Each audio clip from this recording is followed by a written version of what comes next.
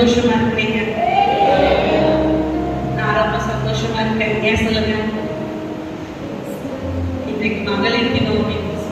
நான்லாம் பிறந்த உடனே கொஞ்சம் நாள் கழிச்சு யோசிச்சேன், நம்மளாம் எதுக்கு லேடிஸா பிறக்கணும், பொம்பளையாவே பிறக்கூடாது, ஜென்ஸா இருந்தா எவ்வளவு சுதந்திரமா இருக்கலாம்னு நினைச்ச நாட்கள் உண்டு. ஆனால் தேவன் அதையெல்லாம் மாற்றி இன்றைக்கு உங்கள் மத்தியில் ஒரு சாட்சியாய் கொண்டு நிறுத்திருக்கும் பொழுது தேவன் நான் அதிகமாக சொல்கிறேன். ஹல்லேலூயா, ஹல்லேலூயா. தேவன் ரொம்ப ரொம்ப நல்லவர். கூட என்னை உங்கள் மத்தியில் அழைத்து எனக்கு இந்த வாய்ப்பை கொடுத்த அருமையான போதகருக்கும் அருமையான சபையாருக்கும் அருமையான சகோதரிகளுக்கும் என்னுடைய மனமார்ந்த நன்றிகளை நான் தெரிவித்துக் கொள்கிறேன். கர்த்தர் ரொம்ப ரொம்ப நல்லவர். ஹல்லேலூயா, ஹல்லேலூயா. இன்னைக்கு மகளிர் தினம்னா மகளிருடைய முகத்துலலாம் ஒரு பெரிய சந்தோஷம். இன்னைக்கு நாங்க வச்சதா ராஜாங்கம், இன்னைக்கு நாங்க வச்சதா நாட்டாம, அப்படிதானே? பிரதர்ஸ்லாம் ரொம்ப சோர்ந்து போன மாதிரி இருக்கிறாங்களே. இல்ல பிரதர், நீங்க இருந்தாலும் நாங்க எங்களுக்கு மரியாதையே நீங்களா பிரதர், நீங்க எங்க கூட சப்போர்ட்ல இருக்கும்போதா பிரதர் எங்களுக்கு மரியாதை. ஹல்லேலூயா. நேற்று தினத்துல பாச நேற்று கால் பண்ணி கேட்டாங்க, எக்கோ அடிக்கிற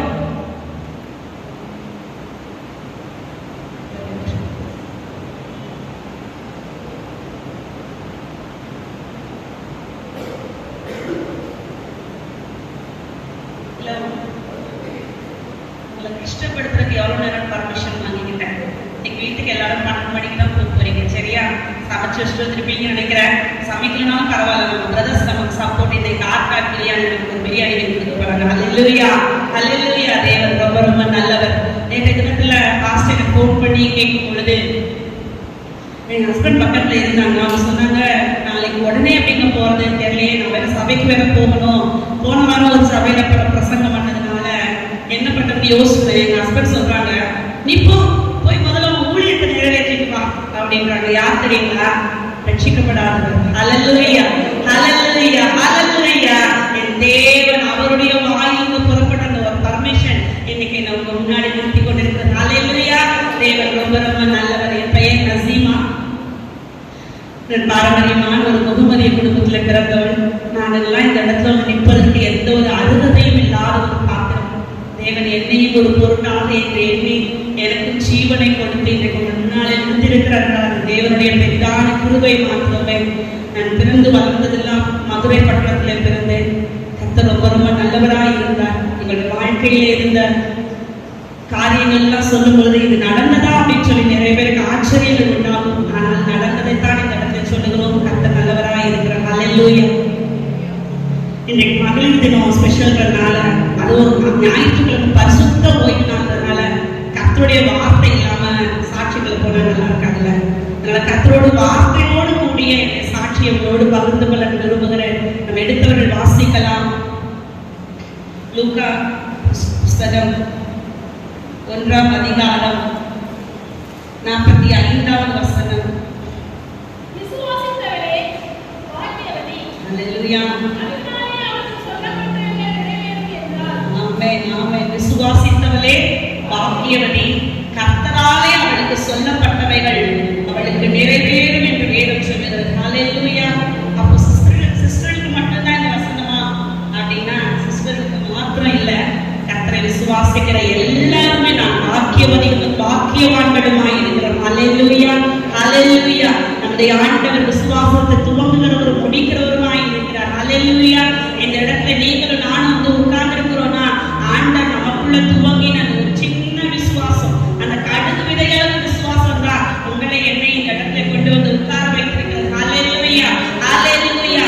இந்த நாளிலே தேவன் சொல்லுகிறார், விசுவாசித்தவளே பாக்கியவதி, அவளுக்கு சொல்லப்பட்டவைகள் அவளுக்கு நிறைவேறும் என்று சொல்லி கர்த்தர் உங்களுக்கு எதையெல்லாம் சொல்லி இருக்கிறாரோ வாக்குத்தத்தமாய் கூட இந்த நாளில் நான் உங்களுக்கு டிக்ளேர் பண்றேன்.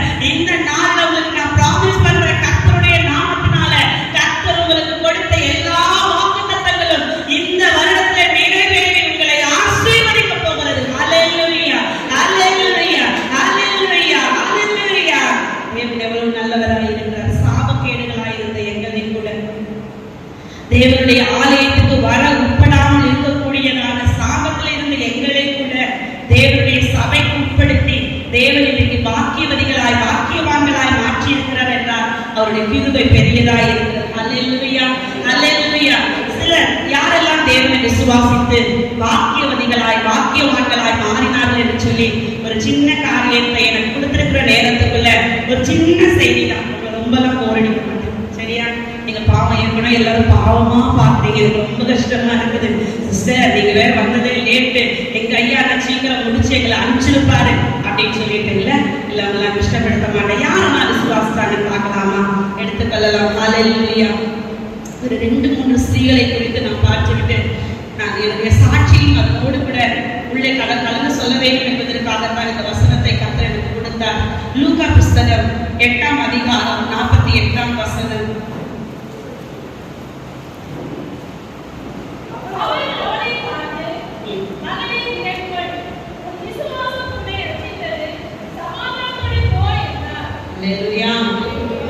யாருக்கு சொல்லியிருக்கிறார் ஆண்டவர்?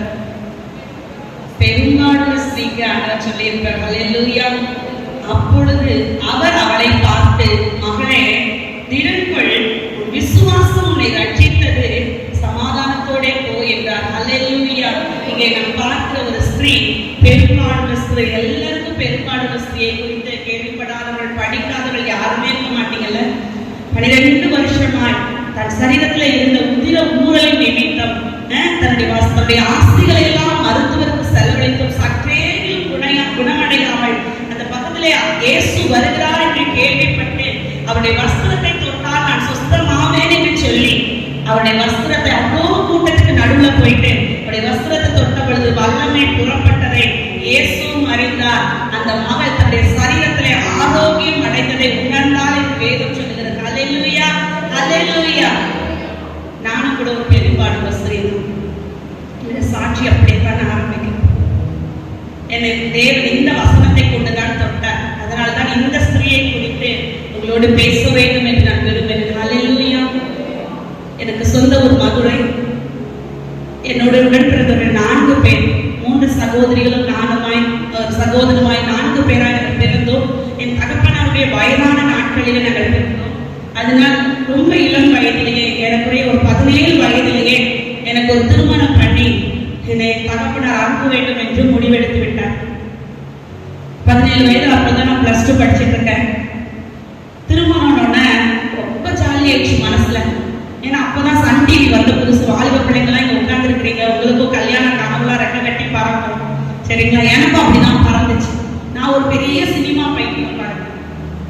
அதனால நிறைய சினிமா பார்ப்பேன்றதுனால நமக்கு ஒரு நல்ல கல்யாணம் வேற பண்ண போறாங்க, நம்ம வேற கலரா அழகா இப்ப இல்லைங்க, யாரும் தப்பா நினைக்கக்கூடாது. கலரா இருக்கிறவங்களாம் தப்பா, இந்த அம்மாலாம் ஒரு கலரா அப்படின்னு நினைக்கக்கூடாது. அப்போ சரிங்களா, நான் சின்ன வயசுல சொல்றேன்.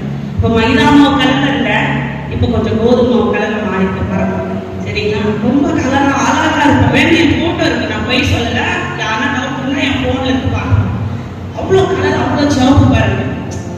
சும்மா நான் நினைச்சேன், நம்ம எவ்வளவு அழகா இருக்கோம், நமக்கு ஒரு அஜித் குமார் மாதிரி மாப்பிள்ளை வந்தா எப்படி இருக்கும் அப்படின்னு சொல்லிட்டு, அதுவும் எங்க அம்மா எனக்கு சென்னையில மாப்பிள்ளை பாக்குறாங்கன்னு சொல்லல ரொம்ப சந்தோஷமாயிடுச்சு. ஏன்னா நான் வேற சினிமா பைத்தியமா, சரி மெட்ராஸ்ல சினிமா ஸ்டார் ரோட்ல நடப்பாங்களாமே, நம்மளும் என்ன பண்ணலாம், சினிமா ஸ்டார்ஸ் ரோட்ல போய் பார்க்கலாம் அப்படின்னு சொல்லிட்டு நமக்கு ஒரு அஜித் குமார் மாதிரி ஒரு மாப்பிள்ளை கிடைச்சாருன்னா அவருடைய இடுப்புல கையை போட்டுக்கிட்டு பீச்சராம இருக்கா, பீச்சராம் சுத்தி பார்க்கலாம். ஏன்னா மதுரையை தாண்டி எங்கேயும் போனது இல்லைங்க, ஸ்கூலு வீடு அப்படிதான் இருந்து வளர்க்கப்பட்ட பிள்ளைங்க நான் அப்படின்னு நினைச்சுக்கிட்டு திருமணத்துக்கு ஆயத்தம் பண்றாங்க. எங்க ஊர்ல வந்து எங்க நாட்கள்ல நான் சொல்றேன், போட்டோ காட்ட மாட்டாங்க, மாப்பிள்ளை காட்ட மாட்டாங்க, சரிங்களா? பொண்ணு மாப்பிள்ளை காட்டணும், ஆனா முகம்லாம் பாவம் மாப்பிள்ளையும் பார்க்க முடியாது, போட்டோவும் காட்ட மாட்டாங்க. அது மாதிரி திருமணம் எப்படி பண்ணுவாங்க அப்படின்னு சொன்னாங்கன்னா, தாலி வந்து மாப்பிள்ளை கட்ட மாட்டாங்க, யாராவது ஒருத்தவங்க நல்லா வாழ்ந்து இருக்கக்கூடிய ஒரு தாய் தான் கட்டுவாங்க. அதனால கல்யாணமும் நடந்துருச்சுங்க, திருமணமும், அதாவது தாலியும் கட்டிட்டாங்க. எங்களுக்காக ஃபுல்லா என்ன போட்டுருவாங்க, மாலையை போட்டுருவாங்கல்ல, முகம் முழுக்க அந்த பூவை போட்டு மூடிடுவாங்க பாருங்க. மூடிட்டாங்க. சரின்னு சொல்லிட்டு கல்யாணம் முடிஞ்சிச்சு, தாலி கட்டியாச்சு, மாப்பிள்ளை பொண்ணை உட்கார வைக்க போறாங்க பாருங்க. என் பூவை எடுத்தாங்க பாருங்க, தலையில இருந்து அப்படியே முகத்துல இருந்து என் பூவை விளக்குனவன நான் என்ன எதிர்பார்த்தேங்க, ஒரு அஜித் குமார் கிடைக்க மாட்டாரோ அப்படின்னு சொல்லிட்டு அப்படியே மயக்கம் போட்டு கல்யாண போட்டோவும் எடுத்துட்டேங்க. ஒரு விஜயகாந்த் மாட்டினாங்க. அதுவும் மேக்கப் இல்லாத ஒரு விஜயகாந்த் எப்படி இருப்பாங்க, கரெக்டாக இருக்காங்க, யாரும் தப்பா நினைக்கக்கூடாது. நான் முதலே சொல்லிட்டு அவர் சொன்னதுனால தான் நான் இங்கே வந்தேன். நல்ல மனசு, சரிங்களா?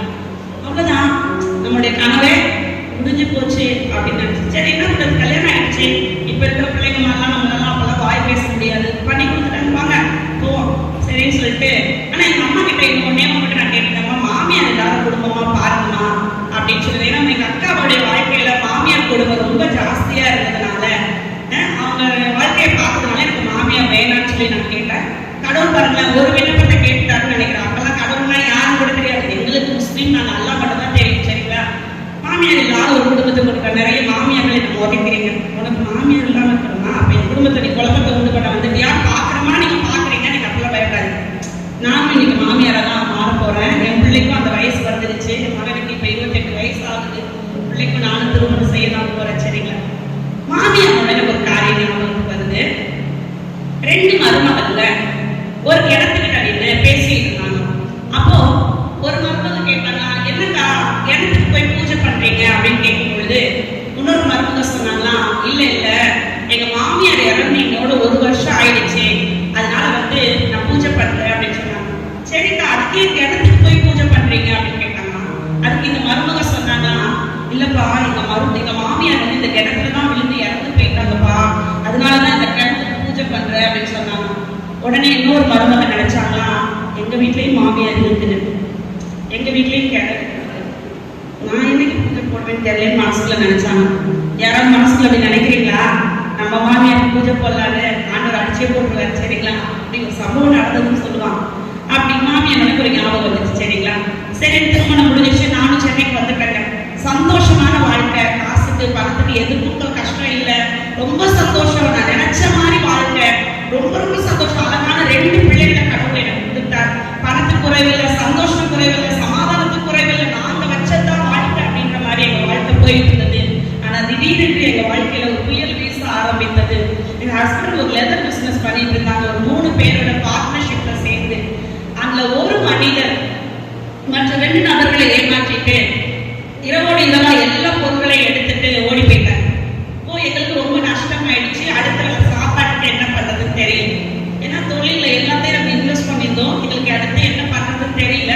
இப்ப நான் வந்து நினைச்சேன், 2 பிள்ளைங்க வேற ஆயிடுச்சு, நம்மள கொஞ்சம் வந்து படிக்க வச்சிருக்காங்க, நீங்க திருமணம் முடிச்சுட்டு வந்து கொஞ்சம் ஒரு டிகிரி பண்ணிட்டேன், நம்மளோட ஒரு டிகிரி இருக்கு, நம்ம ஒரு வேலைக்கு போகலாம் அப்படின்னு சொல்லி. யாருக்கா போர் அடிக்கிறேன்னா இல்லையா? பிரதர்ஸ் எனக்கு சொல்லுங்க பார்க்கலாம், நான் உங்களை பார்த்து தான் பேச பாருங்க.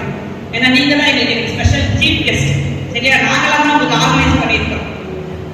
அப்போ சரி வேலைக்கு போகலாம்னு நினைக்கும் பொழுது எனக்கு இந்த சென்னையில யாரையுமே தெரியாது. எங்க வீட்டு பக்கத்துல ஒரு மளிகை கடை இருந்தது. அந்த அக்கா கிட்ட நான் சொன்னேன், அக்கா எனக்கு ஒரு வேலை வேணும்னு சொல்லும் பொழுது அவங்க சொன்னாங்க, சரிப்பா நான் உனக்கு வேலை சொல்றேன் அப்படின்னு சொல்லிட்டு என்ன ஒரு நாள் சாயங்காலம் வேலையில ஒரு இடத்துக்கு என்ன கூட்டிட்டு போனாங்க.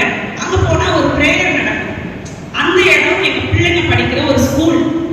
என் மகன் அவன் ஃபர்ஸ்ட் ஸ்டாண்டர்ட் படிக்கிறான், என் பையன் பாப்பாவை அவன் எல்கேஜி அந்த ஸ்கூல்ல நாங்க போட்டிருக்கோம். அது ஸ்கூல்னு எனக்கு தெரியும். என்னக்கா இந்த ஸ்கூலுக்கு அழைச்சிட்டு வந்துட்டீங்க, அதுவும் சாயங்காலம் வேலை, அதுவும் சனிக்கிழமை இல்லை அப்படின் போது அந்த பிரேயர் நடக்கிறது எனக்கு அவங்க சொல்லலை. ஏன்னா பிரேயர்னு சொன்னா நான் வரமாட்டேன்னு அவங்களுக்கு தெரியும். என்ன கூட்டிட்டு போயிருக்காங்க. எனக்கா இந்த இடத்துக்கு நம்மளை கூட்டிட்டு வந்துட்டாங்கன்னு அவ்வளோ கடுப்பு, அவ்வளோ எரிச்சல். அவங்களை பார்த்து ஒரு முறை வேற முறைக்கிறேன், இங்க எதுக்கு என்ன அழைச்சிட்டு வந்தீங்க அப்படின்னு.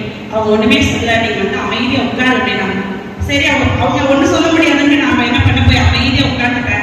அங்க ஒரு ஊழியக்காரமா பாட்டு பாடி ஜோமணிக்கு பாடல் பாடி ஆராதனை நடத்திட்டு இருக்காங்க. சோர்ந்து போகாதே நீ சோர்ந்து போகாதேன்னு ஒரு பாட்டு பாடுறாங்க. அந்த பாட்டை கேட்க கேட்க என் கண்ணுல இருந்து தண்ணி தார தாரையா கொட்டிட்டே இருக்கு. எதுக்கு நான் அழுகிறேன்னு எனக்கு தெரியல. பாடலாம் முடிஞ்ச உடனே எல்லாம் பிரேயர் மீட்டிங் முடிஞ்சோடனே அந்த கரஸ்பாண்டன்ட் அங்க ஆராதனை நடத்துறவங்க, அந்த ஸ்கூலோட கரஸ்பாண்டன்ட், அந்த கரஸ்பாண்டன்ட்டுக்கு நான் ஒரு பேரண்டா நல்லா தெரியும். அதனால அவங்க இறங்கி வந்துட்டு என் மகனுடைய பெயரை சொல்லி, வருக்கம்மா எதுக்கு அழுகிறீங்க அப்படின்னு சொல்லி என்ன கேட்கும்போது நான் சொன்னேன், இந்த மாதிரி எங்களுக்கு பிசினஸ் லாஸ் ஆயிடுச்சு, சொந்தக்காரங்களாம் பணம் இருக்கும்போது வருவாங்க, பணம் இல்லைன்னா வரமாட்டாங்கல்ல, அதனால என்னால எங்களை கைவிட்டுட்டாங்க, நான் ஒரு வேலைக்கு போனா நல்லா இருக்கும்னு நினைக்கிறேன்னு சொல்லும்போது அவங்க சொன்னாங்க, சரி நான் உங்களுக்காக ஜெபம் பண்றேன்னு சொல்லிட்டு ஒரு கருப்பு கலர்ல ஒரு பைபிள கொடுத்து என்கிட்ட கொடுத்து அனுப்பிச்சிட்டாங்க. அவங்க ஜெபம் பண்ணதுனாலே என்னமோ எனக்கு ஒரு ஆபீஸ்ல ஒரு வேலை கிடைச்சது அண்ணா நகர் பகுதியில. நான் ஒரு ரிசப்ஷனிஸ்டா ஒரு இடத்துக்கு வேலையில போய் சேர்ந்தேங்க. மறுபடியும் எங்களுடைய பொருளாதார வாழ்க்கை துளிர்விட ஆரம்பித்தது. ஆனா கடவுளுக்கு எங்களுக்கும் எந்த சம்பந்தம் சம்மந்தமும் இல்லை. நானும் என் வாழ்க்கையுமா போயிட்டு இருக்கேன். நான் என் தொழுக, எங்களுடைய நோன்பு அப்படி போயிட்டு இருக்கிறேன். மற்றபடி எனக்கும் இயேசுக்கும் எந்த சம்மந்தம். அவங்க கொடுத்தாங்க அந்த பைபிள், அதனால அதை வாங்கிட்டு வந்தேன். வீட்டில் கூட அந்த பைபிளை வச்சுட்டேன். எப்பயாவது டைம் கிடைக்கும் போது சரி இந்த பைபிள் என்னதான் இருக்கு இதை பார்ப்போமே சொல்லிட்டு அதை திறந்து படிக்கும் பொழுது லோத்துனுடைய சம்பவம் என்னுடைய கண்கள்ல பட்டுச்சு. எனக்கு அது கொஞ்சம் பிடிக்கல, தப்பா நினைச்சுக்காதீங்க. அதனால அந்த பைபிள் என்ன பண்ண தூக்கி போட்டேன். எனக்கு இந்த பைபிள் இனி தேவையில்லை அப்படின்னு சொல்லிட்டு தூக்கி போட்டுட்டேன். அப்புறம் கொஞ்ச நாள் பாருங்க போயிட்டே இருந்தது எங்களுடைய வாழ்க்கை. எப்பவுமே ஆண்டவர் பாருங்களேன், வலையில மீன் பிடிச்சா மீனுக்கு ஏதாவது சேதாரம் ஆகுமா? வலையில மீன் கொத்தா மாட்டோம். ஆனா இந்த தூண்டில் போட்டு பிடிச்சா மீனுக்கு சேதாரம் இருக்கும் இல்லையா? அந்த மூக்கெல்லாம் கிழிஞ்சுதான் வரும். அது மாதிரிதான் ஆண்டவர் முதல்ல பொருளாதாரத்துல ஆண்டவர் எங்களுக்கு வலையை வீசி இருக்கிறார். அந்த வலையில சிக்கல். ஆனா ஆண்டவர் மறுபடியும் தூண்டிலை போட்டு என்னை பிடித்தார். கர்த்தருடைய நாமத்துக்கு மகிமை உண்டாவதாக. அப்பதான் நான் தெரிஞ்சுக்கிட்டேன், தாயின் கருவிலை உருவாவதற்கு முன்பதாகவே தேவன் என்னை பேர் சொல்லி அழைத்து அறிந்திருக்கிறார் என்று சொல்லி. எப்படி தூண்டில் போட்டார் தெரியுங்களா? இன்னைக்கு நான் தான் வந்து இந்த இடத்துல காலை 4 மணிக்கு எழுந்து வீட்டுல எல்லா வேலைகளையும் முடித்துக்கிட்டு எங்களுக்கு சபைக்கு போயிட்டு வந்திருக்கிறாங்க. நல்லா நடந்து வந்திருக்கிறாங்க. நீங்க பாக்குற நான் இங்க நின்று கொண்டு பேசி கொண்டிருக்கிறேன். எனக்கு தான் திடீரென்று என் கழுத்துக்கு கீழே ஒரு உறுப்பும் செயல்படாதவனுக்கு திடீரென்று படுத்த படுக்கையாக போடும். யாரும் என்னை அடிக்கல, ஆக்சிடென்ட்ஸ் ஆகல, தள்ளி விடல. ஆனா திடீரென்று என் கை கால்கள் செயலிழந்தவளா நான் படுத்த படுக்கையில தள்ளப்பட்டேன். என்னை அழைத்துக் கொண்டு என்னை ஒரு பெட்ஷீட்ல வைத்துக் கொண்டு அந்த நாட்களிலே ரொம்ப கஷ்டமான ஒரு சூழ்நிலை. பெட்ஷீட்ல ஒரு பிணத்தை சுமந்து கொண்டு போவது போல கொண்டு போய் தான் என்ன ஜிஹெச்ல சேர்த்தாங்க. டாக்டர்ஸ் செக் பண்ணிட்டு சொல்றாங்க, இந்த அம்மாவுக்கு சர்ஜரி பண்ணினா கூட இவங்க எழுந்து நடக்கவே முடியாது. அந்த அளவுக்கு இவருடைய ஸ்பைனல் கார்டு ரொம்ப வந்து என்ன ஆயிடுச்சுன்னா மோசமான சூழ்நிலைக்கு ஆயிடுச்சு. இனி இவங்களுடைய வாழ்க்கையில ரொம்ப கஷ்டம். அப்படியே இவங்களுக்கு ஒரு வேலை சர்ஜரி பண்ணினா கூட இவர்கள் வீல் சேர்ல இருக்கலாம், இல்லைன்னா படுத்த படுக்கையா தான் இருப்பாங்களே முடிஞ்சு இவங்களால நடக்க முடியாதுன்னு சொல்லி டாக்டர்ஸ் கணவரிடத்துல சைன் வாங்கிட்டாங்க. ஹாஸ்பிட்டல் அட்மிட் பண்ணிட்டாங்க. சாதாரணமா என்ன அட்மிட் பண்ணல. நான் படுத்திருக்கிற கட்டில யாராவது லேசா தொட்டுட்டா கூட என்னுடைய வலி தலைக்கு ஏறும். நிமிஷத்துக்கு நிமிஷம் நான் துடிச்சுட்டே இருப்பேன். அம்மா அம்மா அம்மா அம்மான்னு அந்த ஜிஹெச் ஹாஸ்பிட்டல்ல என்ன அட்மிட் பண்ண 5th ஃப்ளோர்ல நான் கதறுகிற அந்த கதறன் கீழே 1st ஃப்ளோர்ல நான் கதறி துடிப்பேன். என் வலியை தாங்க முடியாததுனால அவ்வளவு துடிச்சுட்டே இருப்பேன். நிமிஷத்துக்கு நிமிஷம் அந்த வலி எனக்கு வந்துகிட்டே இருக்கு.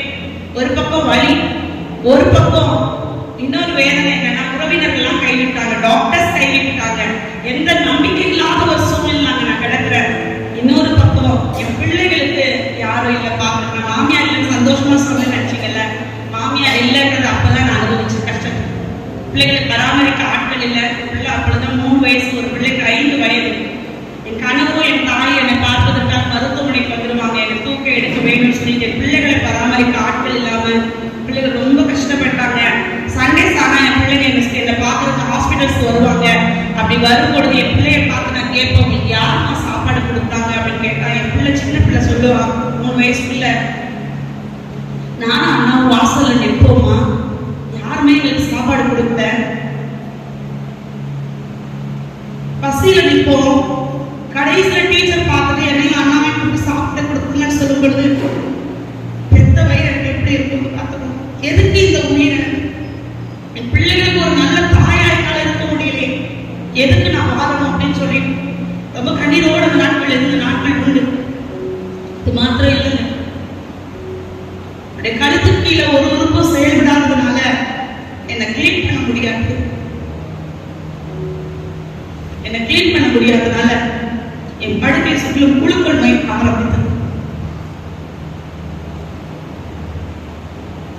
புழுக்களுக்கு மத்தியில தான் என் வாழ்க்கை, வேதனைக்கு மத்தியில தான் என் வாழ்க்கை, நாட்டத்துக்கு மத்தியில தான் என் வாழ்க்கை. யூரின்ல டியூப் போட்டாங்க. 3 மாசமா மோஷன்லாம் போகல.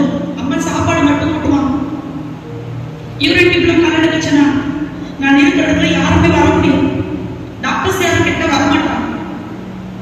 தூரம் நின்று பார்த்துட்டு ஹஸ்பண்டை திட்டிட்டு போவாங்க, என்ன எப்படி வச்சிருக்கேன்னு சொல்லிட்டு என்ன முதுகு திருப்ப முடியாது. அழுகி போவாங்க.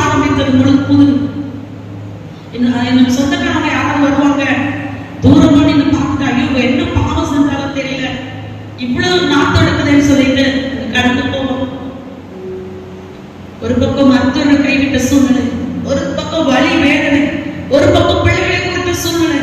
எதற்கு இந்த உயிர் நான் வாழ வேண்டும் என்று சொல்லி எங்கள் இறைவனை நோக்கி நாங்கள் பிரார்த்திக்க ஆரம்பித்தோம். யா அல்லாஹ் எனக்கு மரணத்தை கொடு, யா அல்லாஹ் எனக்கு மரணத்தை கொடு என்று சொல்லி எங்க அல்லாஹ் கிட்ட நான் மரணத்தை கேட்டுட்டு இருக்கிறேன். எனக்கு எதுவும் தெரியும், ஆனா நீ மரணத்துக்குரியவள் அல்ல, நீ சாமாமல் பிழைத்திருந்து கர்த்தருடைய செய்கைகளை அறிவிக்கும்படி நான் உன்னை தெரிந்து கொண்டேன் என்று சொல்லி தேவன் வைத்திருக்கிறார் போல. ஹல்லேலூயா, ஹல்லேலூயா. இந்த தேவன் நீ சாவதற்குரியவள் அல்ல, நீ வாழ்வதற்குரியவள் என்று சொல்லி என்னை தேடி வந்தார். நீங்க ஆராதிக்கிற தேவன், மெய்யான ஜீவனுள்ள தேவன் எப்படி வந்தார் தெரியுங்களா? நான் இருக்கிற ஹாஸ்பிட்டல்ல புதிய ஏற்பாட்டை எடுத்துக்கொண்டு ஒரு குரூப் ஆஃப் பீப்புள் உள்ள வராங்க. சண்டே சாம அவங்க வருவாங்க. வந்து என்னுடைய கட்டில் கிட்ட வந்து அந்த புதிய ஏற்பாட்டை அருகிலே வைத்து விட்டு அவர்கள் சொல்லிவிட்டு கடந்து போனார்கள். இந்த புஸ்தகத்துல இருக்கிற இயேசு உன்னை சுகமாக்குவார், நீ இயேசுவை நோக்கி கூப்பிடு, இயேசு உண்மையுள்ள தெய்வம், இயேசு உயிருள்ள தெய்வம் என்று சொல்லி அவங்க என்னிடத்துல அந்த புதிய ஏற்பாட்டை கொடுத்து விட்டு கடந்து போகுது. எனக்கு இயேசுலாம் பிடிக்காது, நிஜமா சொல்றேன், எனக்கு இயேசு பிடிக்காது. எங்களை எல்லாவே தவிர வேறு யாரையும் நீங்கள் வணங்க மாட்டோம் என்று சொல்ல கோட்பாடுகள் இருக்கக்கூடாது. இப்ப நான் அவங்க கிட்ட சொல்றேன், எனக்கு இயேசுவை எடுத்துட்டு போங்க, அவ்வளவு வேணும், இயேசு எனக்கு வேணாம்னு சொல்றேன். அவங்க ஒன்றுமே சொல்ல அந்த புதிய ஏற்பாட்டை வைத்து விட்டு அவர் கடந்து போனார்கள். அது எனக்கு பைபிள் தெரியாது, எனக்கு பைபிள் தெரிஞ்செல்லாம் கருப்பு கலர் புஸ்தகம் அவ்வளவுதான் தெரியும். கொடுத்து விட்டு போனார்கள் என்று சொல்லி இந்த புஸ்தகத்தை என் கைகளில் லேசான அசைப்பு இருந்ததுனால இந்த புஸ்தகத்தை திரும்ப ஆரம்பிக்கிறேன். என்னுடைய கண்களில் நேரடியாக பட்ட சம்பவம் தான் இப்பொழுது நாம் வேதத்துல வாசித்தோமே, அந்த பெரும்பாடு ஸ்திரீயினுடைய சம்பவம். என்னை போல அவளும் பெரிய பாடு என்று நான் நினைத்துக் கொண்டேன். பெரும்பாடுனா எனக்கு அப்ப தெரியல, அது உதிரப்போக்கு என்று சொல்லி பெரிய பாடு என்று நினைத்துக் கொண்டு என்னுடைய பணத்தில் நான் இப்படிதான வைத்திருந்தெல்லாம் செலவிட்டுட்டேன், என்னாலே முடியலன்னு சொல்லி ஏன் நம்ம இந்த இயேசுவை கூப்பிடக்கூடாதுன்னு சொல்லி என் இருதயத்துல ஒரு சின்ன தொழில் விட ஆரம்பித்தேன். என் இருதயத்துல நான் அவர் பார்த்து கேட்கிறேன், இயேசுவே அவங்க சொல்லிட்டு போறாங்க நீ உண்மையுள்ள தெய்வம், நீ உயிருள்ள தெய்வம் சொல்லிட்டு போறாங்க. நீ உண்மையுள்ள தெய்வமா இருந்தா, நீ உயிருள்ள தெய்வமா இருந்தா நீ என்ன நடக்கவே, நீதான் என்ன நடக்க வச்சேன்னு சொல்லிட்டு இந்த உலகத்துல எந்த மூலையில கூப்பிட்டாலும் நான் போய் உன்னை குறிச்சு நான் சொல்லுவேன்னு சொல்லி என் மனசுல தாங்க நான் சொன்னேன். யாரும் நம்ப மாட்டீங்க, ஆனா எனக்கு ஒரு தரிசனம் மாதிரி வருது.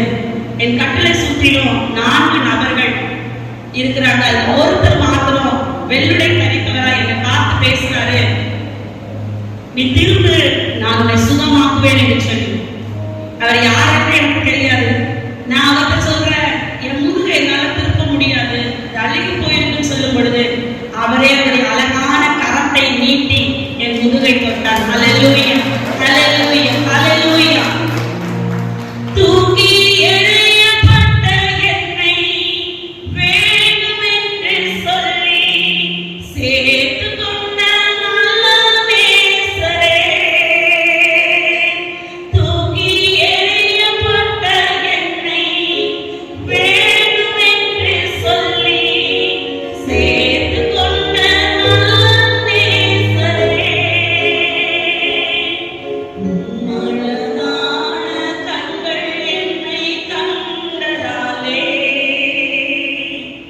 முடிந்ததென்று நினைத்த நான் உயிர் வாழ்கின்றேன். உம்மழகான கண்கள் என்னை கண்டதாலே முடிந்ததென்று நினைத்த நான் உயிர் வாழ்கின்றேன். தூக்கி எறியப்பட்ட என்ன, வேண்டாம் ஒதுக்கின என்ன, இந்த அழகான தேடி வந்து என்னை வாழ வைத்தார். ஹல்லேலூயா, ஹல்லேலூயா. கண் விழித்து பார்த்தாங்க, யாருமே இல்லை.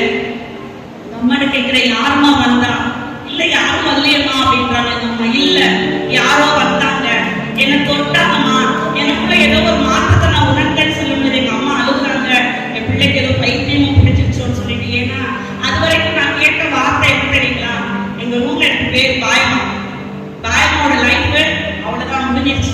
ஐயோ இது அவ்வளவுதான் பிழைக்காது, இது இனிமே நடக்காது. அந்த வார்த்தைகளே கேட்டு பழகின காதுகள் திடீரென்று ஒரு நல்ல வார்த்தை, நான் உன்னை சுகமாக்குவேன் சொன்ன வார்த்தையை கேட்கும் பொழுது எனக்குள்ள நம்பிக்கை பிறக்க ஆரம்பித்தது. ஹல்லேலூயா, ஹல்லேலூயா. நான் தேவனை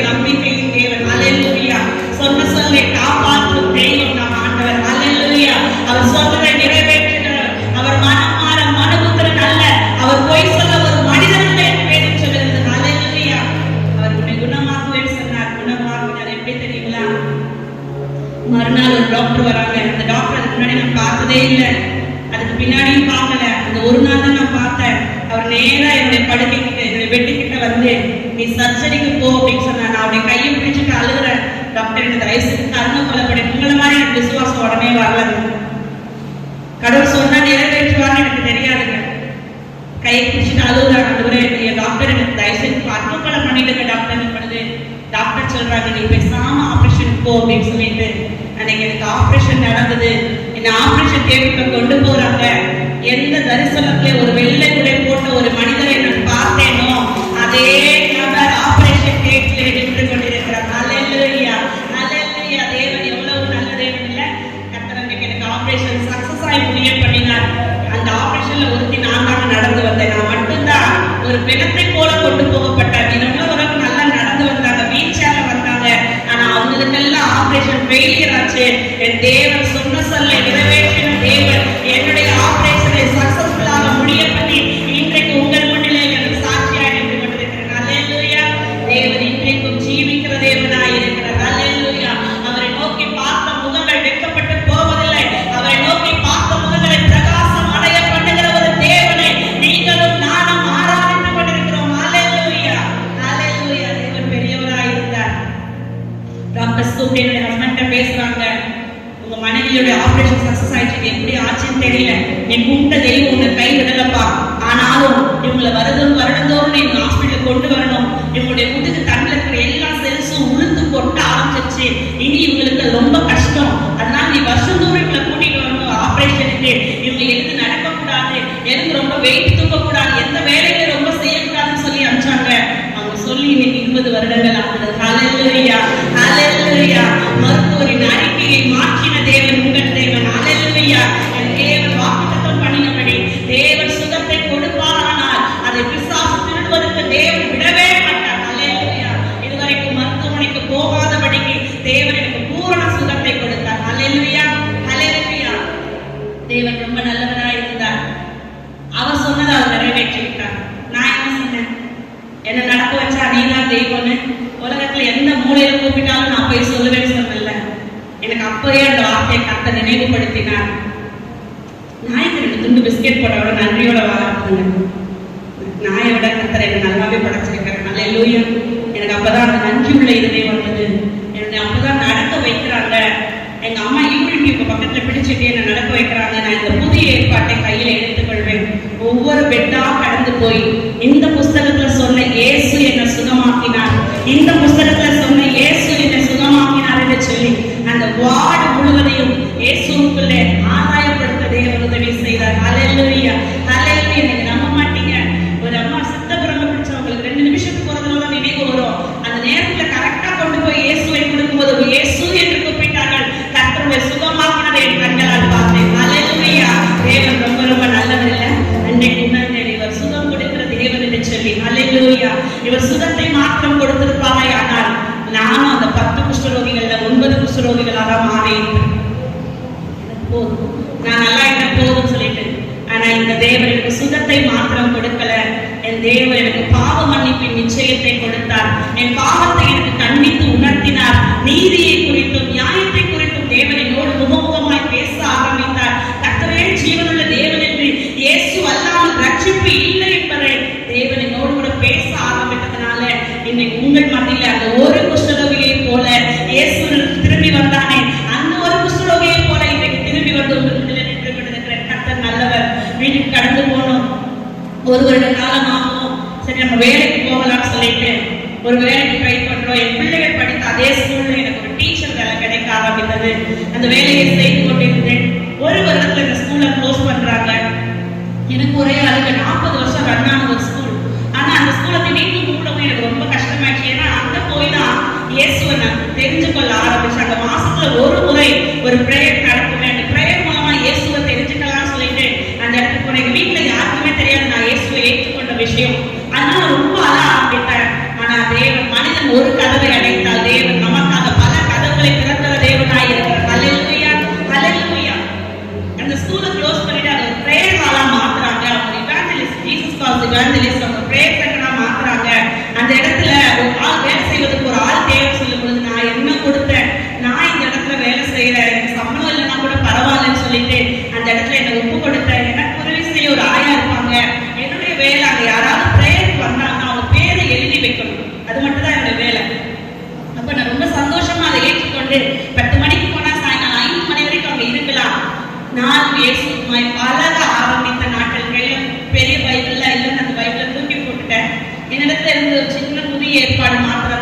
அதை வாசிக்க ஆரம்பிக்கும் போது ஆண்டவர் என்னோடு பழைய ஏற்பாட்டு வசனங்களை பேச ஆரம்பித்தார். நீ என்னை நோக்கி கூப்பிடு, நான் உனக்கு அறியாததும் உனக்கு எட்டாவதுமான பெரிய காரியங்களை அறிவிப்பேன் சொல்லுவாரு. இனி நீ அழுது கொண்டிராய் சொல்லுவாரு. நான் எந்த சர்ச்சுக்கும் போலங்க, யாரும் எனக்கு சொல்லி சொல்லல. ஆனா அந்த புதிய ஏற்பாட்டுல சொல்லப்பட்ட அந்த இயேசு என்னோடு பேச ஆரம்பித்தார். 3 மாதங்களாக அந்த இடத்துல நான் உருண்டு பிறண்டு ஆண்டவருடைய பாவத்தை எல்லாம் மன்னிங்கன்னு சொல்லி ஆண்டவருக்கு என்னுடைய வாழ்க்கையை ஒப்புக் கொடுக்கும் பொழுது திடீரென்று ஒரு நாள் நானும் அந்த ஆயமா எங்க கரஸ்பாண்டர் 3 பேரும் அந்த இடத்துல உட்கார்ந்து ஜெபிக்க ஆரம்பிக்கிறோம். திடீர்னு அந்த ஆயா மேல பரிசுத்த ஆவியார் வந்து இறங்கிட்டாங்க. எனக்கு ஒரே பயம். நான் தான் சர்ச்சுக்கு போறதில்லையே, பரிசுத்த ஆவினா என்னன்னு கூட நமக்கு தெரியாது, பைபிள் எழுதுறது தெரியாது. ஒரே பயம், ஐயோ பேய் பிடிச்சிருச்சு இவங்களுக்கு அப்படின்னு சொல்லிட்டு நான் என்ன பண்ணேன், பயந்து ஓடி போயிட்டேன். அப்புறம் அந்த ஊழியக்காரமா என்னை கூப்பிட்டு நீ பயப்படக்கூடாதுன்னு சொல்லுது. அப்படின்னா இவங்களுக்கு ஏன் இப்படி ஆச்சு அப்படின்னு கேட்கும்போது அவங்க சொன்னாங்க, இல்ல ஏசப்பா இப்படி பாவத்தை எல்லாம் மன்னிச்சுட்டாரு, அதுக்கு முத்திரையாக பரிசுத்த ஆவியின் அபிஷேகத்தை கொடுத்திருக்கிறாரு, சொந்த ஜனமா மீட்டு கொண்டாடுறதுக்கு அடையாளம் அப்படின்னு சொல்லிட்டு அவங்க சொன்னாங்க. அப்ப எனக்கு உள்ள ஒரே பொறாம பாருங்க. நீங்களும் பொறாமப்பட மாட்டேங்கிறீங்க, தங்கம். நான் ரொம்ப பொறாமப்படுவேங்க. என்னது கர்த்தர் அவங்க பாவத்தை மன்னிச்சிட்டாங்க. அப்ப 3 மாசம் நான் இங்க இருந்து அங்க உருண்டுகிட்டு இருக்கிறேன். என் பாவத்தை மன்னிங்கன்னு சொல்லிட்டு என்ன மன்னிக்கல, அவங்களுடைய பாவத்தை மன்னிச்சிட்டீங்கன்னு சொல்லிட்டு ஒரே ஆட்டம். அப்ப நான் அவங்க கிட்ட கேட்கிறேன், இதை வாங்கிக்கிறதுக்கு என்ன பண்ணணும்னு கேட்கும் போது அவங்க சொல்றாங்க, நீ ஒண்ணு இல்லை, ஆண்டோட கையில் ஆண்டவர் தருவார்னு சொல்லிட்டு அவங்க விட்டுட்டாங்க. நானும் வீட்டுக்கு கடந்து போயிட்டேன்.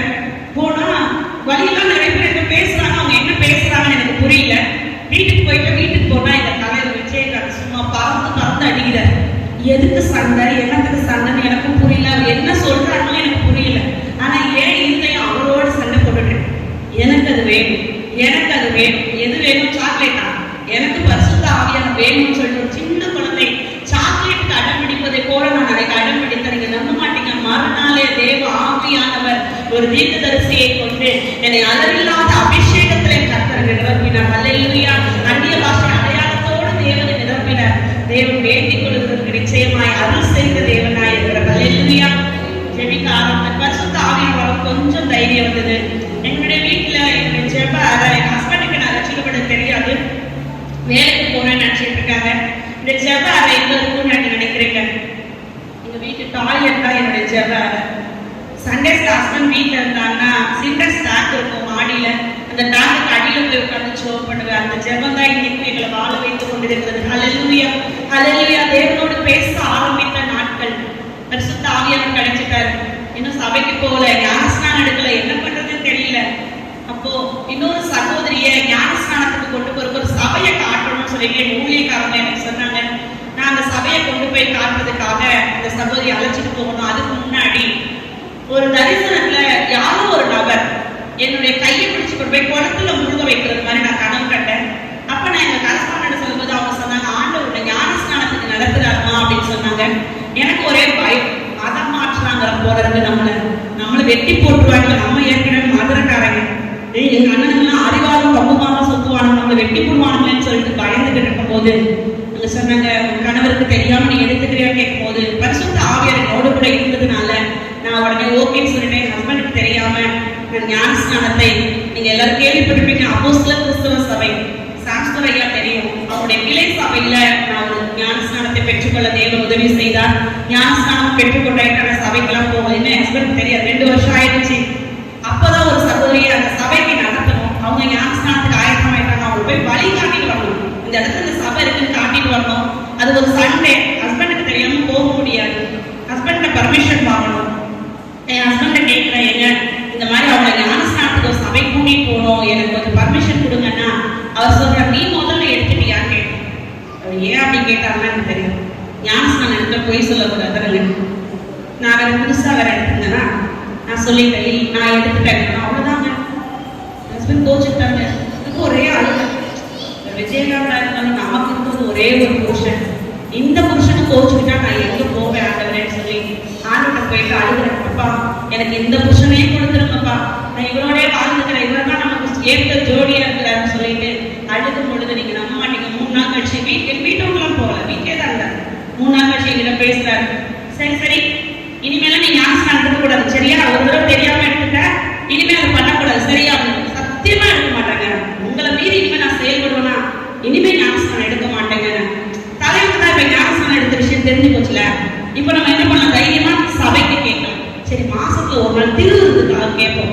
அப்படின்னு சொல்லிட்டு எங்க ஹஸ்பண்ட கேட்கிறேன், நான் திருவிருந்தலுக்கு போகணுங்க, எனக்கு ஒரே ஒரு மாசத்துல ஒரு நாள் சபைக்கு அனுப்புறீங்களான்னு கேட்கும் பொழுது எங்க ஹஸ்பண்ட் சொல்றாரு, திருவிருந்தா அப்படின்னா என்ன அப்படின்னா, அவர் முஸ்லீம் அதுக்கு தெரியும். நான் சொன்னாங்க அப்பம் கொடுப்பாங்க அப்படின்னு. அப்பமா உனக்கு வேணும் சொல்லு, இந்த டீக்கல்ல கார அப்பமும் இருக்கு, இனிப்பு அப்பமும் இருக்கு, உனக்கு என்ன வேணும் சொல்லுவா, நான் உனக்கு கூட போய் வாங்கி தரேன்னு சொல்லி எங்க ஹஸ்பண்ட் சொல்றாரு. படுவாங்க அந்த அப்பம் என்ன இந்த அப்பம் என்ன அப்படின்னு. இல்ல எனக்கு இந்த அப்பம் தான் வேணும், அந்த அப்பம் தான் வேணும்னு சொல்லிட்டு அப்ப அவர் சொன்னார், அப்படியா சரி நான் உன்னை அனுப்புறேன், போயிட்டு எனக்கு கொஞ்சம் வாங்கிட்டு வான்னு சொன்னார். ஏங்க நான் வேற பஸ் போறேன், அந்த சபையில கொஞ்சம் அப்போ பெருசா கொடுக்க கூடாது, அந்த பிரெட் துண்டை பாஸ்டோட கை விரலே வரலங்க, அது அம்மா தூள் கொடுக்குறாங்க, இதை நான் சாப்பிட்டு எங்க வீட்டுக்கு பிறந்து எப்படிங்க கொண்டு போய் கொடுப்பேன், அஞ்சு நான் சம்மாட்டி தான் வாங்க போறேன் இன்னைக்கு நான் சொல்லிட்டு ஒன்று சொல்ல வாங்கி சாப்பிட்டு அவர் கொடுக்கல. வீட்டுக்கு போனா எங்க மூத்தார் உட்காந்துருக்காங்க, நாங்க குக்கா எல்லாம் வெளியே போக கூடாது, எங்க போயிட்டு இப்பதான் கதையில பேசுறேன், எங்க போயிட்டு என்ன சொல்றது, அதான் முதல் தடவை சர்ச்சுக்கார போயிட்டு ஃப்ரெண்டு வீட்டுக்கு போயிட்டாங்க. ஃப்ரெண்டு வீட்டுக்கு தான் போதியா, வேசி வீட்டுக்கு போனா வேசி மாதிரி மாறிடுவேன், கெட்ட வார்த்தை திட்டுற. எனக்கு அப்போ தைரியம் வச்சு நான் சர்ச்சுக்கு போயிட்டு வரேன், நான் இயேசுவை ஏற்றுக்கொண்டேன், அவ்வளவுதான், சும்மா அண்டி அவள்தான், உனக்கும் எங்களுக்கும் இனி எந்த உறவு கிடையாது, ஒண்ணு கிடையாது, ஓடிப்போ அப்படின்னு சொல்லிட்டு அவளை போயிட்டேன் வீட்டை.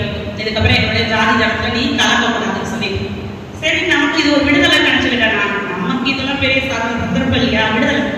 கொஞ்ச நாள் கழிச்சு எங்க ஊர்ல எங்க அம்மா வீட்டுல தெரிய ஆரம்பிச்சிச்சு, இவ மதம் மாறிட்டா அப்படின்னு சொல்லிட்டு எல்லாரும் கூப்பிட்டு விட்டுட்டாங்க, மாமா இங்க அப்படின்னு சொல்லி. நான் மட்டும் போயிருக்காங்க, மாமா மின்னல் அப்படின்னு சொல்லிட்டு எல்லாரும் என்ன ரவுண்டு கட்டி உட்கார்ந்து கேட்கிறாங்க. அவங்க புதிய ஏற்பாடுல கொஸ்டின் கேட்டாங்க, மத்தேயில லூக்கால கேட்டாங்க. மத்தேயு புஸ்தகத்துல இயேசு இவருடைய குமாரன் எழுதப்பட்டிருக்குது, லூக்கா புஸ்தகத்துல இவருடைய குமாரன் எழுதப்பட்டிருக்குது, அவருடைய பொறுப்பே சரியில்லை, நீ போய் அவரை தெய்வமா ஏற்றுக்கிட்டு இருக்கிய, உனக்கு அறிவு இருக்குதான்னு கேட்கணும். எனக்கு பைபிள் சரியா தெரியாது, நான் அப்பதான் ரட்சிக்கப்பட்டிருக்கேன், எனக்கு சபைக்கும் அவ்வளவா போக ஆரம்பிக்கல. ஒரே ஒரு வசனத்தை கடவுள் எனக்கு ஞாபகப்படுத்தினார், மனுஷனுக்கு முன்பதாக என்னை மறுதளிக்கிறவனை நான் பிதாவுக்கு முன்பதாக மறுதளிப்பேன், ஒரு வசனம் மட்டும். இப்ப நான் உறுதியா பிடிச்சுக்கிட்டேன், நான் இயேசுவை மறுதளிக்க மாட்டேன், இயேசு எனக்கு வேணும்னு சொல்லிட்டு எங்க வீட்டுல இருக்க எல்லார்ட்டையும் சொல்லிட்டேன். எல்லாரும் ரொம்ப சந்தோஷப்பட்டிருப்பாங்களா, அடி ராசாத்தி அப்படின்னு சொல்லி அப்படி முத்தம் கொடுத்துட்டு காரி மூங்கில திருப்பி வெளியில போயிட்டு வாங்க, உனக்கு சொத்தும் கிடையாது ஒண்ணும் கிடையாது, வெளியில போன்னு அடிச்சுட்டாங்க.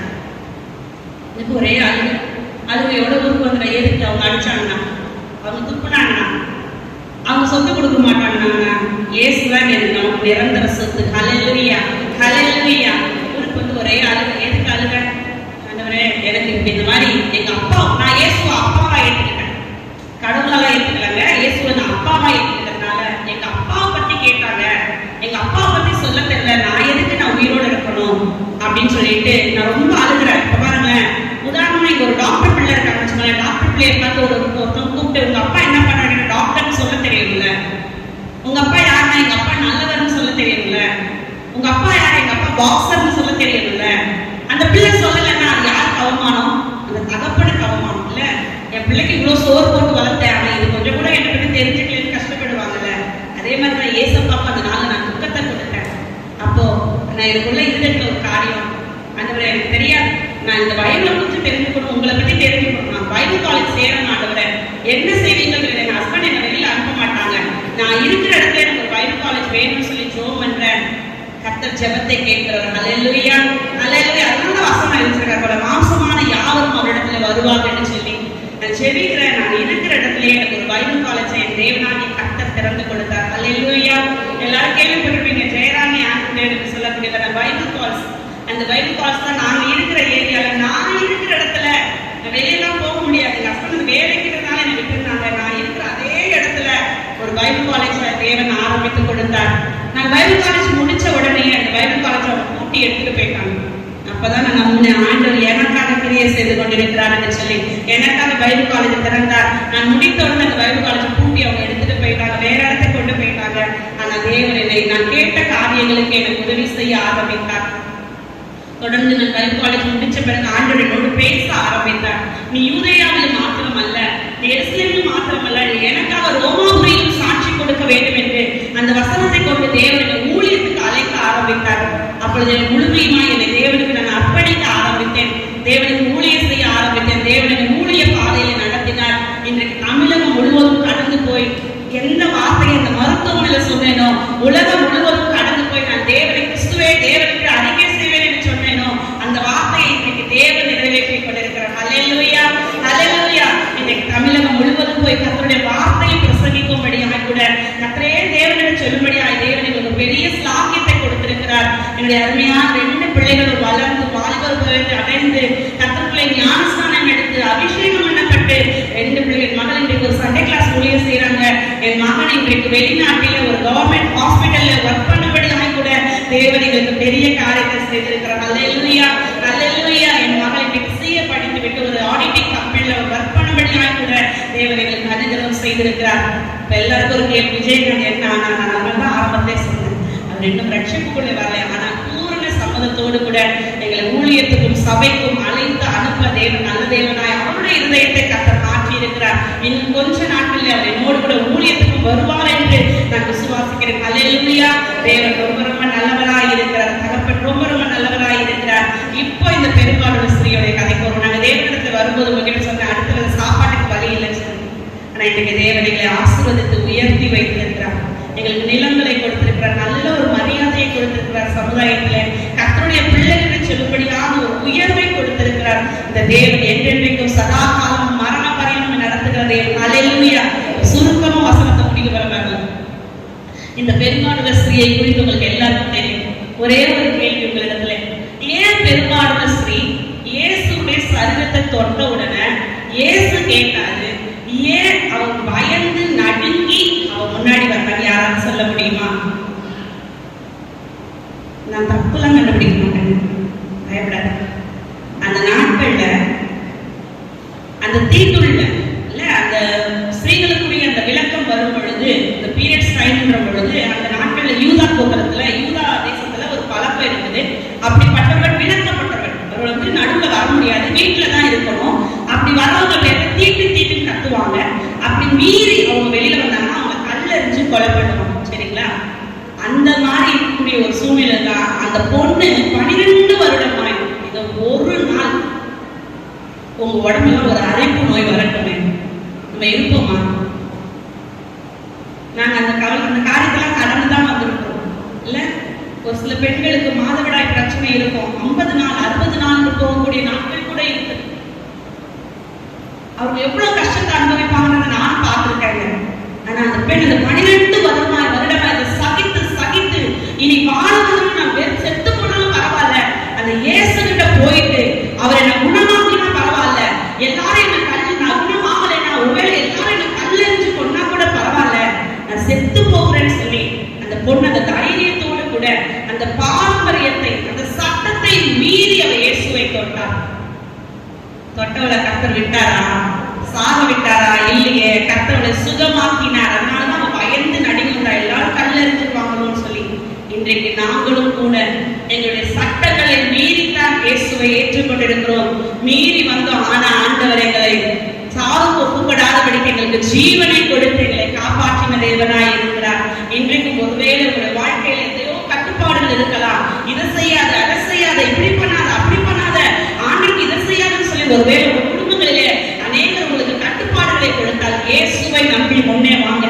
இயேசு உங்களை வாழ செய்கிற தேவனாய் இருக்கிறார். இயேசு உங்களை வழி நடத்துகிற தேவனாய் இருக்கிறார். இயேசு ஒரு நாள் உங்களை வெட்கப்படுத்துகிற தேவன் அல்ல. அவருக்காக நாம் எழுப்பி செயல்படும் பொழுதே அவர் நம்மை ஆசீர்வதிக்கிற தேவனாய் இருக்கிறார். அல்லேலூயா, அல்லேலூயா. இன்னும் ஒரே ஒரு ஸ்திரீயை குறித்த டைம் ஆனதுனால நான் 10:30 முடிக்கணும். அதனால இன்னும் ஒரே ஒரு ஸ்திரீயை குறித்து அப்போஸ்தலர் 16ஆம் அதிகாரத்துல 1ஆம் 2ஆம் வசனத்தை குறித்து நாம் வாசிக்கலாம்.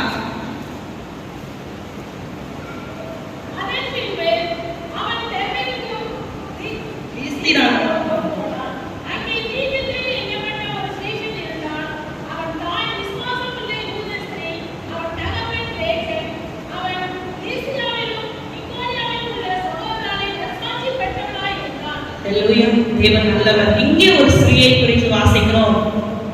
தீமோத்தேயுடைய தாயாகிய ஐனிகேயாள். தீமோத்தேயு புத்தகத்தில் 2ஆம் தீமோத்தேயுல 1ஆம் அதிகாரத்தில் அவர்களை குறித்து எழுதியிருக்கிறது. அவர் தாய் ஒரு யூத விசுவாசம் உள்ள ஒரு யூத ஸ்திரீ என்று சொல்லி அவளுக்குள்ள இருக்கிற விசுவாசம் என்னத்தை கொண்டு வந்து தெரியுமா? இயேசுக்காக முதல் ஸ்திரீ இயேசுக்காக உயிரை பணயம் வைத்தாள், ஜீவனை பெற்றுக் கொண்டாள். ஸ்திரீ இயேசுவுக்குள்ளே விசுவாசமாய் இருந்தார், தன் பிள்ளையை கர்த்தருக்கென்று கொடுத்தார். ஹல்லேலூயா, ஹல்லேலூயா. நீங்க அநேக தாய்மார்கள் இருக்கிறீங்க, உங்களுடைய விசுவாசம் எப்படிப்பட்டதா இருக்கிறது? வசனம் சொல்லுது, மனுஷகுமாரன் வரும் நாளிலே விசுவாசத்தை காண்பாரோ என்று சொல்லி. மனுஷகுமாரன் வருகிற அடையாளங்கள் நடந்து கொண்டிருக்கிறது உங்களுக்கு தெரியும் இல்லையா? எல்லாரும் நீங்க எல்லாரும் டிவி பாக்குறவங்க தான், நீங்க எல்லாரும் யூடியூப்ல செய்திகளை கேட்கிறவங்க தான். இன்றைக்கு உலக நாடுகளை எதிர்பார்த்து கொண்டிருக்கிறதான அந்த இஸ்ரேல் போர் நடந்து கொண்டே இருக்கிறது. இந்த போருடைய முடிவு சமயத்தில் ஆண்டவராக இயேசு கிறிஸ்து வரப்போகிறார். அவர் வரும் பொழுது அவர் தம்முடைய சேனலை அவரோடு கூட எடுத்துக்கொண்டு போக போகிறார். அதுதான் ரகசிய வருகை. நாம் ஆயத்தமா இருக்கிறோமா? இந்த நாட்கள் நம்முடைய விசுவாசம் எப்படிப்பட்டதா இருக்கு? ஒரு யூத ஸ்திரீயான அந்த ஐனிக்கேயாளுக்குள்ள அந்த விசுவாசம் தன்னோடு கூட அந்த விசுவாசத்தை வைத்துக் கொள்ளவில்லை, தன் பிள்ளைக்குள்ள அந்த விசுவாசத்தை கடத்தி அந்த பிள்ளையும் கர்த்தருக்கு ஊழியம் செய்கிற ஒரு ஊழியக்காரனாய் அந்த தாய் கொடுப்பாரே. ஆனால் இங்க இருக்கிற நீங்கள் நான் என்ன செய்ய போகிறோம்? நாங்க பரம்பரையா கிறிஸ்தவங்க, எங்க பிள்ளைகளும் கிறிஸ்துவதான் கடவுளா வச்சிருக்கிறாங்க. கடவுளா இல்லைங்க, அவரை ரட்சகராய், அவரை மீட்பராய், அவருக்கும் உங்க பிள்ளைகளுக்கும் இருக்கிற ரிலேஷன்ஷிப் எப்படி இருக்கிறது? இந்த நாட்கள்ல நம்முடைய பிள்ளைகளை சத்ரு நம்முடைய கைகளில் இருந்து பிடுங்கிக் கொண்டு போகிறார். உலகம் முழுவதும் பொல்லாமலுக்குள்ள கிடக்கிறது வேதம் சொல்லுகிறது. இந்த பிள்ளைகளுக்காக உத்தரவாதம் எடுத்து செபிக்கிறீங்களா? ஆண்டவரே, பிள்ளைகளை இந்த செல்போன் என்ற அடிமைத்தனத்திலிருந்து இல்ல, இந்த உலகம் முழுவதும் போதை கலாச்சாரத்துக்குள்ள மதுபானத்துக்குள்ளேயும் அடிமைப்பட்டு கிடக்கிறது. என் பிள்ளைகள் யாரிடத்துல பழகுகிறார்கள், என்ன செய்கிறார்கள் எத்தனை பேருக்கு தெரியும்? வெளியில போய்விட்டு வருகிற பிள்ளைகளுக்கு உத்தரவாதம் இல்லை. உங்கள் பிள்ளைகளுக்காக உத்தரவாதம் எடுக்கிற ஸ்திரீகளாய், உத்தரவாதம் எடுக்கிற தகப்பன்மார்களாய் நீங்களும் நானும் மாற வேண்டும் என்று தேவன் இன்றைக்கு விரும்புகிறார். ஹல்லேலூயா. அதனாலதான் தேவன் உங்களை என்னை ஸ்திரீகளாய் படைத்திருக்கிறார். உங்களுடைய கையில் என்னுடைய கையில் ஒரு பெரிய பொறுப்பை கொடுத்திருக்கிறார். இந்த பிள்ளைகளை கர்த்தருடைய பிள்ளைகளாக, தலைமுறை தலைமுறையாக கர்த்தரை சேவிக்கிற சந்ததியாக மாற்றுவார் என்று எண்ணி உங்களை என்னை தேவன் தெரிந்து கொள்ளப்பட்ட சனமாய் வைத்திருக்கிறார். இந்த யூத ஸ்திரீயாகி ஐனிக்கேயாளை போல உங்கள் பிள்ளைகளை கர்த்தருக்குள்ளே நடத்துங்கள். கர்த்தரோடு இருக்கிற உறவுக்குள்ள எத்தனை பேர் தேவ பிரசன்னத்துல நிரம்பி நீங்க காலையில ஜெபிச்சுட்டு வந்தீங்க? தேவன் உங்க கூட இருக்கிறவங்களால உணர முடியுதா?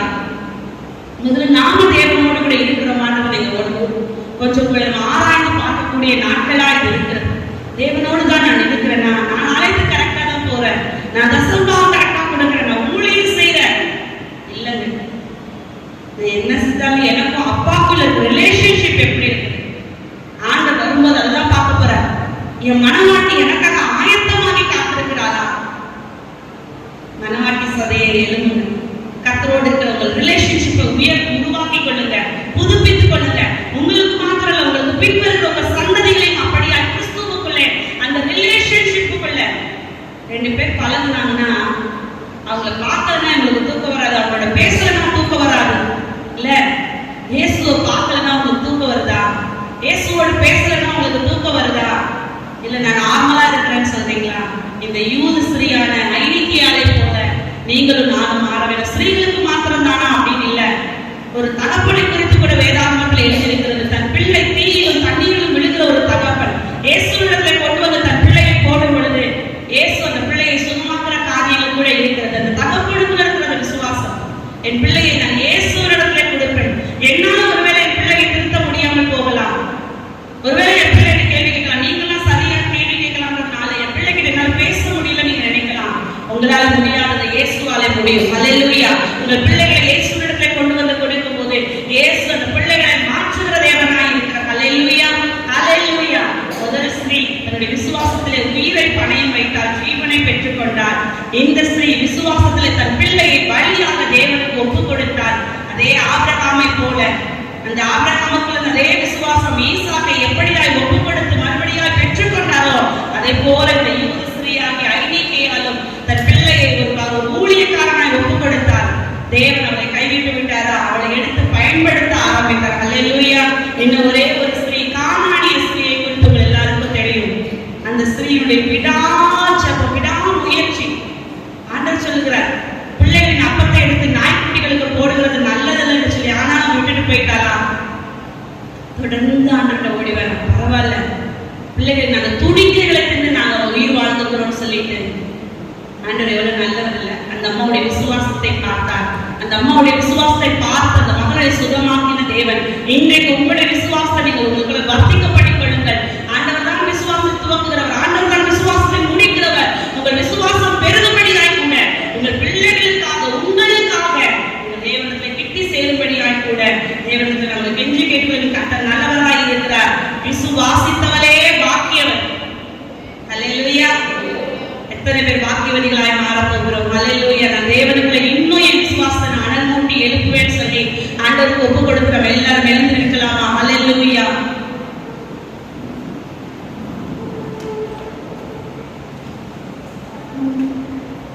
எல்லாரும் கண்களை மூடலாமா? உங்கள் விசுவாச வாழ்க்கை இன்றைக்கு ஒரு நிமிஷம் தட்டி பார்ப்போமா? ஆண்டவரே, என்னுடைய விசுவாசம் எப்படிப்பட்டதா இருக்கிறதா?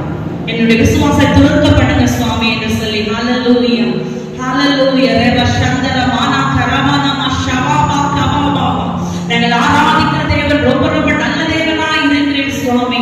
ஆவியான் தேவனை தூளும் சாம்பலுமாய் இருந்த எங்களை கூட கட்டாவே ஆண்டவரே, தூக்கி எடுத்து கட்டாவே விபரங்களோடு ராஜாக்களோடு கட்டாவே எங்களை உட்கார பண்ணியிருக்கிறீர் ஆண்டவரே. என் தேவனாகிய கர்த்தர் வந்திருக்கிற ஒவ்வொரு ஜனங்களுடைய வேண்டுதலையும் வியாகுலங்களையும் அறிந்த தேவன் ஒவ்வொருக்கும் நல்ல சுகத்தையும் பலத்தையும் கொடுத்து ஆசீர்வாதத்தை கொடுத்து விசுவாசத்தையும் நம்பிக்கையும் என் தேவனாகிய கர்த்தர் நீர் துளிர்விட பண்ணி ஆண்டவரே இன்னும் அநேகமாய் இவர்களை கிட்டி சேர கர்த்தர் உதவி செய்யும்படியாக நாங்கள் ஜெபிக்கிறோம் ஐயா. ஒவ்வொரு ஆசீர்வாதத்தை பலப்படுத்துங்க. இயேசு கிறிஸ்துவின் நாமத்தில் ஜெபிக்கிறோம்.